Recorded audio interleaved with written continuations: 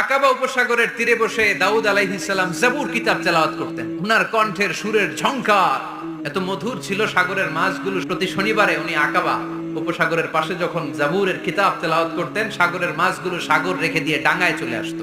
এজন্য আল্লাহ বললেন, খবরদার, শনিবার এলাকাতে মাছ শিকার করা আমি হারাম ঘোষণা করলাম। এবার দাউদ আলাইহিস সালামের কওমের লোকেরা কৌশল করা আরম্ভ করে দিল। তারা বলল, আল্লাহ বলছে শনিবারে মাছ ধরা হারাম, খবরদার আমরা মাছ ধরবো না, তবে শনিবার আমরা বেড়া দিয়ে রাখবো। তো মাছগুলো যখন তেলাওয়াত করতে আসতো, এরা জাল দিয়ে বেরি দিয়ে রাখতো চারদিকে। শনিবারে ধরতো না, কারণ হারাম।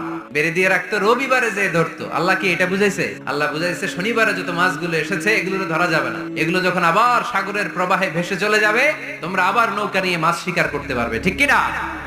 ওরা কৌশল করে জাল দিয়ে রবিবারে যে ধরতো। আল্লাহ বললেন, আমার সাথে কৌশল করেছিস, তোদের উপর আমার লানত, তোরা অভিশপ্ত বানর হয়ে যা।